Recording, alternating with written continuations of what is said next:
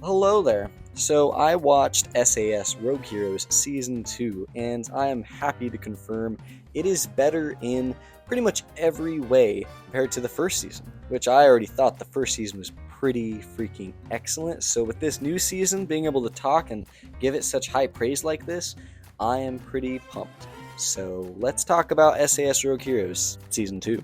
Truly, this is one of the greatest shows that many people have never heard of and have never seen before. Now, I already made a video on the first season of SAS Rogue Heroes, but after watching the second season, my passion for this show has increased tenfold. So please, I implore you, if you have not seen SAS Rogue Heroes, please go seek it out and watch it. It is a little bit difficult to find on streaming given that it's on MGM Plus of all places. That being said, MGM seems to have a little bit of a thing with Amazon, so it could eventually go on Amazon Prime if you wait long enough. And if it does, I would highly, highly recommend please invest some time and check out this show. All right, I won't spoil anything, but I will talk in vague terms about plot points and plot setups. First of all, this season is far more focused on the character of Paddy Maine, played by Jack O'Connell. And depending on how you feel about Paddy Maine from season 1 of the show, which was, not a very historically accurate take on the character. I know many people had issue with how Paddy Maine was played, given in real life he was a very different kind of character, very different person altogether. That being said, personally, I really like Jack O'Connell a lot. He brings a lot of chaotic energy this season, and this season specifically, he is fully unleashed in this show, and he brings just so much chaotic energy. I really, really like what they did with the character, so it worked for me. But yeah, why do I think this season is better than the first season of SAS Rogue Heroes? Well, I think it's for 3 reasons. 3 key reasons. And one of those reasons, I'm very, very happy to say, is action, baby. I am so stoked to be able to say that. Yes, this season has way more action in it. And the action is way better shot than the first season, or at least I think it is, which means we get to see those beautiful, glorious World War II guns used, and it's just beautiful. The guns are shot gloriously every single episode. We get action scenes. I think every episode this season, which I'm pretty sure we did not have in the first season. And yeah, it's awesome. We get explosive, bloody action scenes. We got the Colts, we got the M1 carbines, we got the Thompson submachine guns, we got the MP40s, we got the Bren light machine guns. And yeah, we had all of this stuff last season, but now this season actually depicts them being used with a much cleaner look. What I'm trying to say here is that the action is better than the last season, which is a really good sign for this show when, theoretically, if they continue making seasons of this show, they're going to have to depict some bigger and bigger battles in World War II, bigger events, I should say. And if you've watched the end of season 2, you know exactly what I'm talking about. The second reason I believe this season is better than the first is because of the story balance. This time around, I think the show does a far better job balancing out the rebellious, fun nature of the show with far darker, more serious moments. Surprisingly, it never feels bogged down by comedy or depressing war stuff, but it still manages to actually depict this stuff with a level of respect that I did not expect this season. I mean, the first season had that to a degree, but this season is, I just think, a lot better at it. There was some really heartfelt moments throughout this second season. From early on in a certain night scene involving a boat with the SAS, to a couple episodes later, a mortar scene in a village. Without spoiling exactly what I'm referring to, there are actual events in this that have more emotional weight and are allowed to really breathe. This is not one of those sorts of projects that feels like it needs to punctuate every single serious emotional moment with moments of levity or comedy. It actually treats it respectfully as any sort of war thing should, I guess. This time around, events carry a lot more weight, and you actually see how it affects people and the lives that are lost during this. I think it actually does a lot better with that sort of the war trauma side of things. This is most seen through the character Reg Seekings, played by Theo Barklenbiggs. who this season really gave us something special. Not a character or an actor. I mean, he was in the first season of this show, but I didn't really notice him that much until this season. They really gave him way more material to work with, and I think he does a great job, and now he's a character I'm going to be paying a lot closer attention to in the future. I really enjoyed his story. I thought he added a lot more emotion. He really brought something special to the team this time around, and yeah, much respect there. Finally, the third reason that this show does a lot better of a job, I think, is the pacing of the season. That's not to say season 1's pacing was bad, but this time I felt way more entertained and invested in each episode. One funny thing about this season is how they changed the intro title to, instead of just saying, that this show is based off of some true stuff, loosely based off of some true stuff, they make the statement that this is based on true stuff, but they make the warning to not use it as a history lesson, which I thought was pretty funny and definitely a response to some of the feedback they got from the last season. I'm aware this show's criticisms may have come from a lack of complete and total investment in historical accuracy within war history, which a lot of fans come to this type of show for. When you watch a war show, you want it to be historically accurate and really do the soldiers and the people involved in this event really respect them. And while I think the show does do that, it also does take a lot of liberties for the sake of entertainment. That being said, I will say this. One of my favorite TV shows of all time is Hell on Wheels. I legitimately believe that TV show is perfect, and that show is based on a lot of historical stuff, although it's very loosely based and it takes a lot of creative liberties. Same thing with the TV show, History Channel's TV show, Vikings. There's another show I think takes a lot of creative liberties, but in the name of, entertainment. And I know, it is a little bit different. SAS Rogue Heroes, there's a lot more to go off of, a lot more records and stuff. And I think war fans, people that want this sort of stuff represented, really care about accuracy a lot more than other people, and understandably so. You're trying to respect the original source material.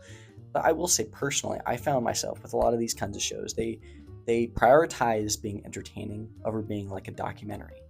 And this means that I personally have incentive to look stuff up, to do research. So like, for instance, for SAS Rogue Heroes, I have looked up David Sterling. I have looked up Paddy Maine. And that was before I decided I was going to make a video on that show.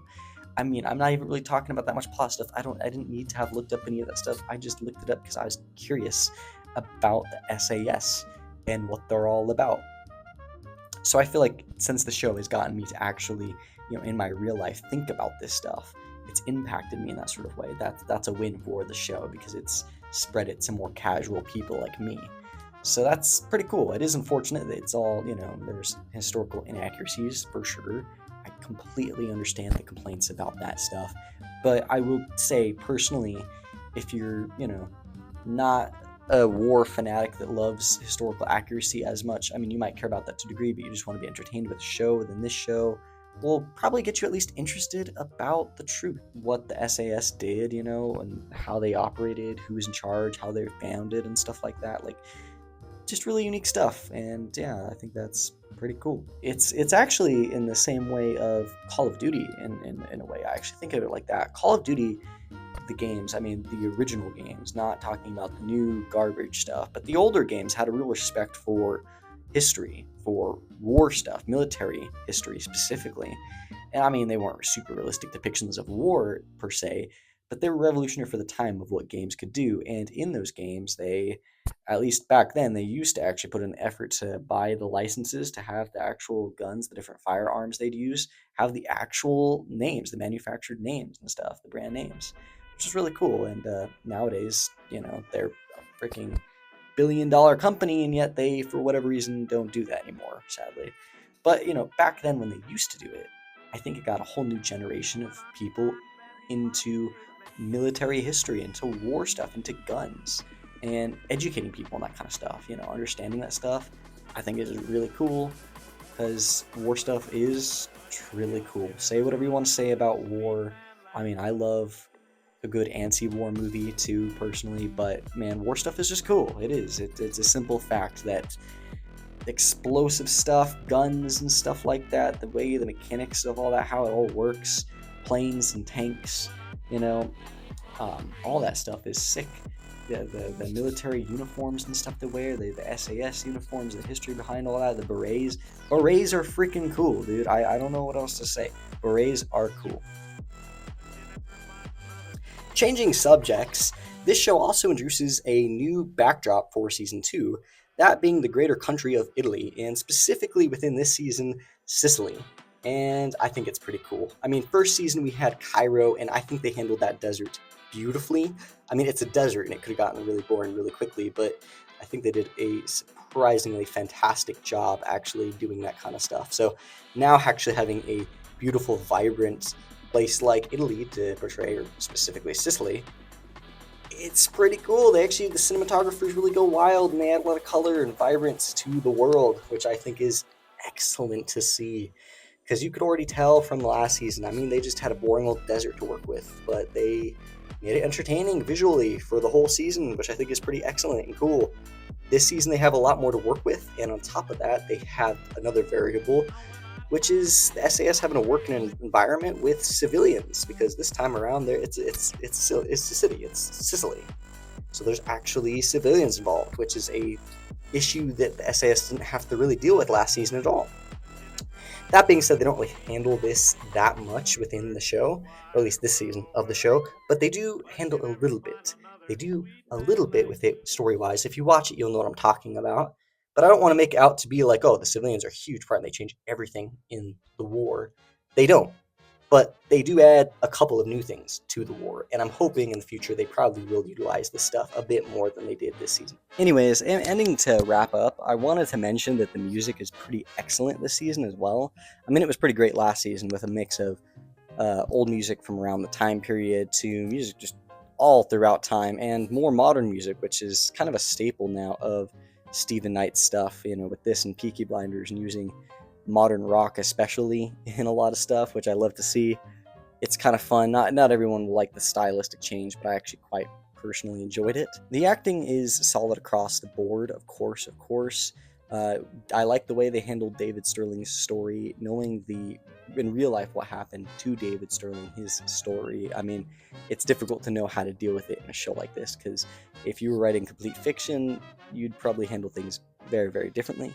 But because this is a TV show that they're trying to be at least somewhat historically accurate with and respectful with, they are trying to file by stuff, and in the real life story, I mean, it could be very easily very boring, I think. But they do a really good job at keeping him in the loop and keeping his story very entertaining, I think. I will say this, a lot of people had a lot of issues with Paddy Maine last season, of course, because he wasn't very respectful. He was kind of a drunk poet who disobeyed orders and made brash decisions and was very rebellious, and, you know, just really didn't care about that much, it felt like a lot of times, you know. And this season, they tuned that down a little bit, and he has actually a character arc, which I thought was kind of cool, where I feel like he really grows as a character in season 2, which is very pleasant to see. I love to see a good character arc. So that was very nice to actually see Paddy Maine change a bit as a character throughout this season. And it's not super significant. He's still Paddy Maine, but he does follow orders, and he is now, you know, more of a leader.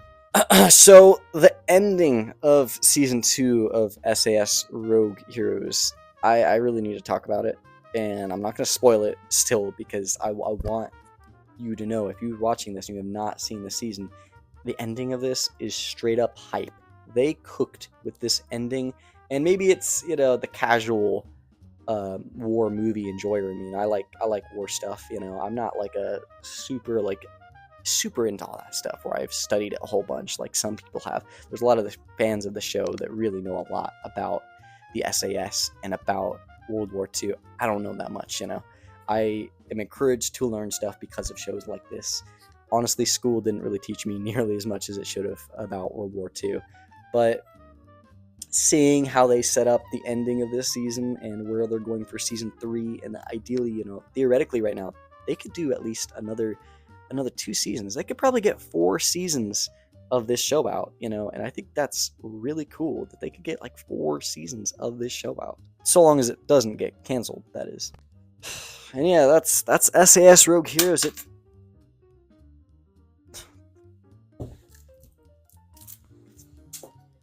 It's a really great season with lots of action and fun, but also some really deep emotional moments that I thought were really beautiful and cool. And I mean, it wasn't the most emotional thing ever. I'm not saying this is the next Band of Brothers or anything like that. I'm just saying this is a damn good war show in a time where we don't have very many good war shows. Sadly, not many things have done that because honestly, it's kind of been done to death. And that's a sad statement to make when I fully personally believe there are many creators out there and directors and writers and people within the entertainment industry that can add a completely different depiction of war adapted for a bigger audience. And this includes even books. There's plenty of books. I mean, SAS Rogue Heroes, Ben McIntyre, which apparently I guess this is not super accurate to the book, but it's beside the point. The point is there's lots of material to pull from, and I feel like in Hollywood there's been a bit of a dry spot in, well, getting any good content at all lately. So yeah, SAS Rogue Heroes is actually good content, and it is definitely a show I would recommend watching. Anyway, thank you for watching to the end of the video. If you're here, thank you so much. I really appreciate you. You're the best. I'm gonna work on another video hopefully soon, of course. I've been trying a bit harder to stay up on a weekly routine with this whole thing again.